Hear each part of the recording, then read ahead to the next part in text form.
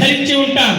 కానీ కాటికి వెళ్తూ ఉన్నటువంటి దేహాన్ని చూస్తే కనీసం మన యొక్క కొమ్ముని పట్టేటటువంటి యొక్క ఆలోచన, ఓహో మా నాన్నగారు లేరు కనుక నేను కొమ్ముని పట్టవచ్చు, ఇది ధర్మశాస్త్ర సమ్మతమే అనే అవగాహన కూడా కల్పించుకోనటువంటి యొక్క స్థితిలో మనం ఉండడం చాలా బాధాకరం. అలాగే మనం మారాం.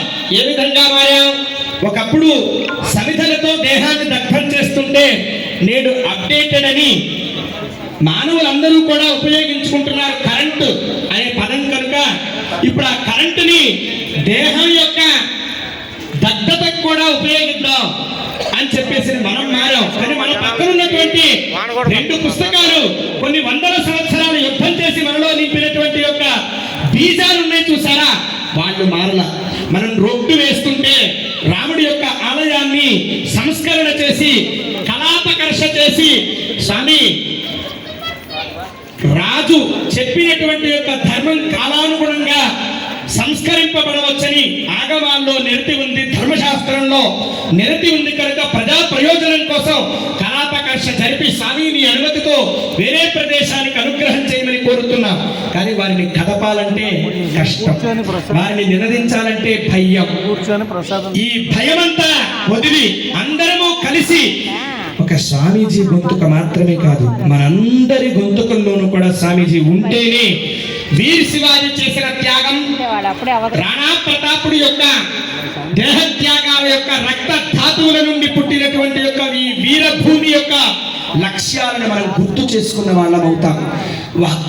వారందరి యొక్క త్యాగాన్ని కాపాడుకోలేకపోతే, సంఘటితం అవ్వకపోతే రేపు మనం భారత్ మాతాకి జై చెప్పడానికి స్థానం ఉండదు. వందే మాతరం చెప్పడానికి మనకి ఇదంతా వందనము చేసేటటువంటి యొక్క భూమిరా. నమస్తే సదావత్సలే మాతృభూమి అనేటటువంటి దివ్య పదాన్ని 1925 సంవత్సరంలో మనకి విశేషంగా డాక్టర్ కేశవ్ బలరామ్ హెడ్గేజీ ప్రారంభించినటువంటి సంకల్పం సంఘ్ పరివార్. సంఘ పరివారం యొక్క గొప్పతనాన్ని గురించి చెప్పాలా అంటే అది గొప్పతనం కాదు, త్యాగ నిరతి. అది కీర్తి కోసం ఏర్పడినటువంటి సంఘం కాదు, సంకల్ప సాధన కోసం చేస్తున్నటువంటి తేజోవంతమైనటువంటి అఖండ జ్యోతి. ఆ అఖండ జ్యోతిలో రకరకాలైనటువంటి సేవా పథాలు ఉన్నాయి. ఆ పథాలన్నిటినీ కూడా శతవార్షికోత్సవాన్ని మనం నిర్వహించుకునేటటువంటి భాగ్యం భారతదేశానికి అనే పదానికి కాదండి. రాష్ట్రీయ స్వయం సేవక సంఘం అంటేనే భారతదేశం, భారతదేశం అంటేనే రాష్ట్రీయ స్వయం సేవక సంఘగా 100 సంవత్సరాల మన పరిపాలనలో మనం ఇంకా స్వాతంత్ర్యం కోసం పోరాడుతూనే ఉన్నాం. అందువల్ల గుళ్ళు కట్టుకోవాలా వద్దా, పందిర్లు వేసుకోవాలా వద్దా, మహిళా సౌభాగ్యం కరతలామలకంగా అన్ని వీధుల్లో ధైర్యంగా ధీరోవనితగా తిరిగేటటువంటి భాగ్యం కావాలా వద్దా అనే ప్రశ్నలు వద్దు.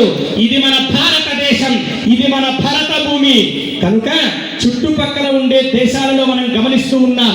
హిందువుల యొక్క దుస్థితి ఏ విధంగా ఉందో ఆ విధమైనటువంటి స్థితిని చూసినా మనం మారి, మన పక్కన రామాలయం ఉందా, మన పక్కన శివాలయం ఉందా, మన పక్కన గంగానమ్మ తల్లి శక్తి ఉందా, మన పక్కన భాగవతారులు ఉన్నారా, మన పక్కన వేదాధ్యయనం చేసినటువంటి పురుషులు ఉన్నారా, వేదాధ్యయనాన్ని అంటే 84 పన్నాలతో కూడుకున్నటువంటి చక్కటి సంహిత అనే ఇంత గ్రంథాన్ని ఇంత చిన్న మెదడులో ధరించి ఉన్నటువంటి ఆ వీరుడికి కూడా మనం వందనం చేయాల్సిందే. మనం చేస్తూ ఉన్నటువంటి యొక్క వందనం దేనికంటే విద్యకి, వ్యక్తికి కాదండి.